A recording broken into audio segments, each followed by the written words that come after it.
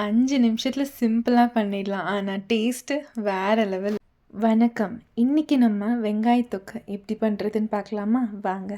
அதுக்கு ஒரு கடாயில் கொஞ்சமாக எண்ணெய் ஊற்றி 1 ஸ்பூன் கடுகு, 1 ஸ்பூன் வெந்தயம், 1 ஸ்பூன் சீரகம், 1 ஸ்பூன் தனியா, 5 வரமிளகாய். இது நல்லா ரோஸ்ட் ஆனதும் இதை நம்ம தனியாக அரைச்சி எடுத்துக்கலாம்.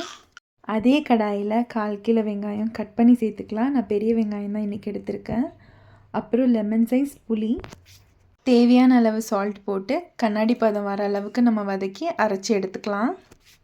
தாளிப்பு தாங்க. அதுக்கு நான் நல்லெண்ணெய் கொஞ்சம் எடுத்துக்கிறேன். கடுகு, சீரகம், 8 பூண்டு நான் தட்டி எடுத்துக்கிறேன். 1 கைப்பிடி அளவு கருவேப்பிலை, 1/2 ஸ்பூன் பெருங்காயத்தூள், 3 வரமிளகாய், அப்புறம் நம்ம அரைச்சி வச்ச வெங்காய விழுது, மசாலா, இது ரெண்டுத்தையும் நம்ம சேர்த்து வதக்கிக்கலாம். லேசாக வதக்கிட்டு அதோட நிறம் மாறினதும் கேஸ் ஆஃப் பண்ணி சாப்பாடு கூட மிக்ஸ் பண்ணி சாப்பிட்டா ஒரு தடவை இல்லை 2 தடவை கேட்பீங்க.